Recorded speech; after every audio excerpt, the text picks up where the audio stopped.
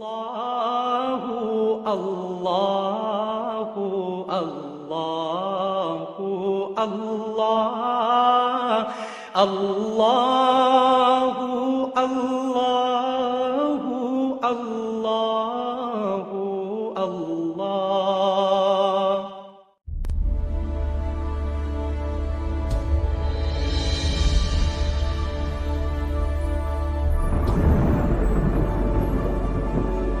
السلام علیکم ورحمۃ اللہ وبرکاتہ۔ ناظرہ قرآن کورس کی کلاس نمبر 12 میں آپ سب کو اہلا و سہلا مرحبا۔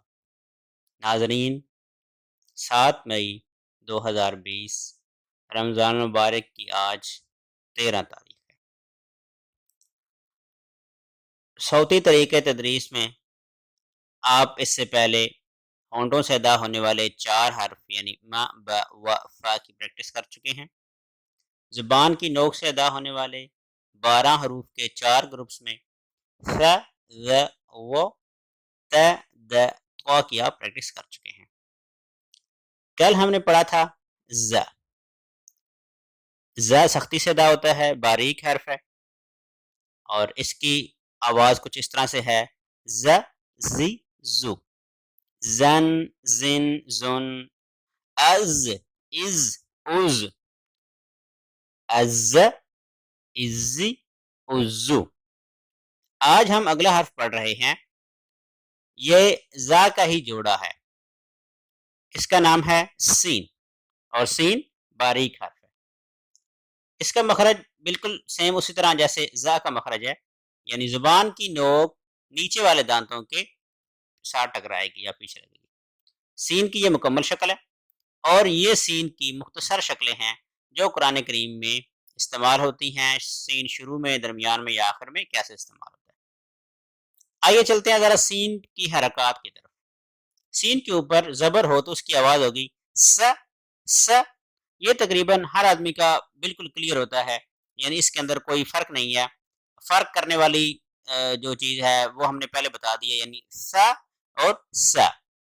تو سین میں سیٹی آتی ہے، سا میں سیٹی نہیں آتی، جیسے قرآن کریم میں آیا سیقول یا پھر سوف۔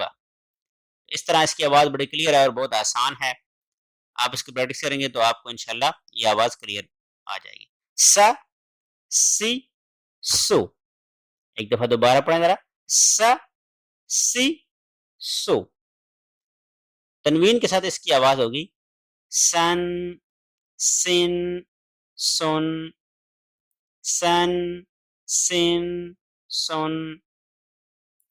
جزم کے ساتھ اس کی آواز ہے اس، جیسے ہم کہتے ہیں سورۃ الفاتحہ میں نستعین نس نستعین، تو یہاں پر اس زیر کے ساتھ، اس پیش کے ساتھ، اس۔ اسی طرح شد کے ساتھ اس کی آواز بھی بہت کلیئر ہے، صرف سین جو ہے یہ ریپیٹ ہوگا، یعنی 2 دفعہ آئے گا۔ مثلا اس، جیسے قرآن کریم میں آیا ہے والسماء والسماء، تو اس زیر کے ساتھ اسی اور پیش کے ساتھ اسو۔ تو یہ بہت آسان ہے، آپ اس کی پریکٹس کریں گے تو انشاءاللہ آپ کریے، کوئی مشکل نہیں ہوگی۔ اس اسی اسو، تو اس کی آپ نے اچھی خاصی پریکٹس کرنی ہے، اور اس سے پہلے جو حروف آپ پڑھ چکے ہیں ان کی بھی کلیئر ساؤنڈ ادا کریں اور ہمیں واٹس ایپ کریں۔ آئیے چلتے ہیں آج کے سبق کے دوسرے حصے یعنی حدیث نبوی صلی اللہ علیہ وسلم کی طرف۔ انتہائی مختصر مگر جامع حدیث ہے۔ نبی صلی اللہ علیہ وسلم کا فرمان ہے الصوم جنۃ، الصوم جنہ یعنی روزہ ڈھال ہے۔ ڈھال کس سے ہے؟ گناہوں سے ڈھال ہے۔ آئیے دیکھتے ہیں ذرا اس فرمان مبارک میں نبی صلی اللہ علیہ وسلم ہمیں کیا ترغیب دے رہے ہیں۔ نبی صلی اللہ علیہ وسلم ہمیں روزے کی ترغیب دے رہے ہیں، روزے کے فضائل اور برکات۔ روزہ اسلام کا ایک اہم رکن ہے۔ رمضان مبارک کے روزے مسلمانوں پر فرض کیے گئے ہیں، بغیر کسی شرعی عذر کے روزہ نہ رکھنا یہ گناہ کبیرہ ہے۔ روزہ ڈھال ہے سے مراد یہ بھی ہے کہ روزہ گناہوں سے ڈھال ہے، یعنی روزے کی وجہ سے انسان بہت سے گناہوں سے بچ جاتا ہے۔ ناظرین، روزے کے بے شمار جسمانی اور روحانی فائدے ہیں۔ لیکن ہمیں صرف اللہ کا حکم سمجھ کر روزہ رکھنا ہے اور صرف اسی کی رضا کے لیے، اسی کی خوشنودی کے لیے روزہ رکھنا ہے۔ آج آپ کے ساتھ روزے کے حوالے سے ایک نئی بات شیئر کرنا چاہتا ہوں کہ وہ یہ ہے کہ روزے کو ڈھال کیوں کہا گیا؟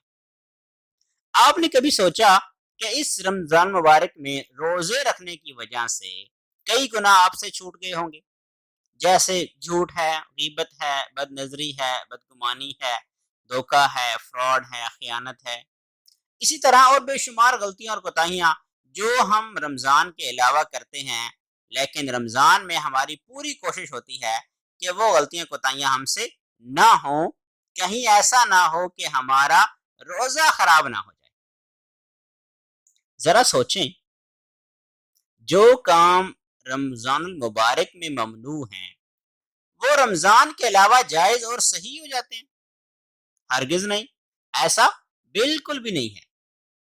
مثلا جھوٹ اگر رمضان سے پہلے حرام تھا تو رمضان میں بھی حرام ہے، اور رمضان کے علاوہ باقی 11 مہینے بھی حرام ہی رہے گا۔ اسی طرح غیبت ہے، چغلی ہے، بددیانتی ہے، جعل سازی ہے، دھوکہ دہی ہے، فراڈ ہے، خیانت ہے، یعنی جتنے بھی گناہ ہیں وہ سب گناہ باقی 11 مہینے بھی اسی طرح حرام ہیں جیسے کہ اب رمضان میں ہے۔ رشوت لینا اور دینا پہلے بھی حرام تھا، اب بھی ہے اور آئندہ بھی رہے گا۔ سود لینا یا دینا، سودی کاروبار کرنا، یہ سارے حرام تھے، ہیں اور رہیں گے۔ بیمہ پالیسی کروانا، پرائز بانڈ لینا دینا، انشورنس کروانا، بلیک میلنگ، لکی کمیٹیاں، جوا، شراب، ذخیرہ اندوزی، زنا، فلمیں، ڈرامے، جتنے بھی برے کام ہیں، اس طرح کے تمام کام جنہیں ہم نے صرف رمضان میں روزہ رکھنے کی وجہ سے چھوڑ دیا ہے، پورا سال بلکہ پوری زندگی یہ اسی طرح حرام اور ممنوع ہیں، اور ان کے قریب جانے سے بھی اللہ تعالیٰ نے منع کیا۔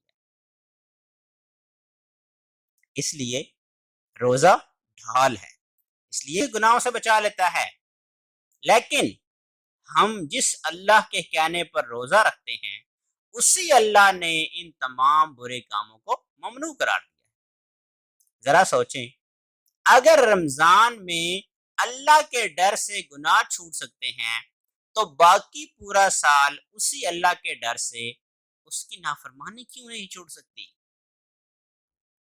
اس لیے شیطان کے چکر میں بالکل نہ آئیں، اپنے نفس کے خوف سے باہر نکلیں۔ نفس جو آپ کو بار بار بہکاتا ہے، سیدھے رستے کی طرف نہیں آنے دیتا، اس کے جال میں نہ آئیں۔ آئیے عزم کریں کہ پوری زندگی اس رمضان کی طرح گزاریں گے، اپنے گھر والوں، اپنے دوست احباب اور ہر فرد کو جہنم سے بچا کر جنت میں لے جائیں گے۔ نبی صلی اللہ علیہ وآلہ وسلم کی ساری زندگی یہی آرزو رہی ہے کہ ہر فرد امت مسلمہ کا جہنم سے بچ کر جنت میں جانے والا بن جائے۔ آئیے آج کی دعا یاد کرتے ہیں۔ قرآن کریم میں اللہ تعالیٰ نے فرمایا، یہ دعا ہے، رب ابن لی عندک بیتا فی الجنہ۔ اللہ تعالیٰ نے مومنین کو یہ دعا سکھائی ہے، ہم یہ دعا کریں گے، رب ابن لی عندک بیتا فی الجنہ، اے میرے رب میرے لیے اپنے ہاں جنت میں ایک گھر بنا۔ رمضان مبارک میں نبی صلی اللہ علیہ وسلم نے فرمایا کہ 2 چیزیں کثرت سے مانگو، ایک جنت کی طلب اور دوسرا جہنم سے پناہ۔ تو ہم نے اس رمضان میں کوشش کرنی ہے کہ زیادہ سے زیادہ اللہ تعالیٰ سے جنت کا سوال کرنا ہے اور جہنم سے بچنے کی دعا کرنی ہے۔ اللہ تعالیٰ ہمیں اس کی توفیق عطا فرمائے۔ ناظرین، کل صبح انشاءاللہ اس سلسلے کی اگلی کلاس ہوگی، اس کو ضرور دیکھیں، آگے بھی شیئر کیا کریں، اپنے گھر والوں سے بھی ڈسکس کیا کریں۔ شام 4 بجے فہم قرآن کلاس ہوتی ہے، اس کو بھی ضرور دیکھا کریں۔ کسی قسم کی پریشانی یا سوال کی صورت میں گروپ میں میسج کر دیا کریں یا پھر مجھے واٹس ایپ کر دیا کریں۔ آئیے دعا پڑھتے ہیں۔ سبحان اللہ وبحمدہ، سبحانک اللہم وبحمدک، نشہد ان لا الہ الا انت، نستغفرک ونتوب الیک۔ السلام علیکم ورحمۃ اللہ وبرکاتہ۔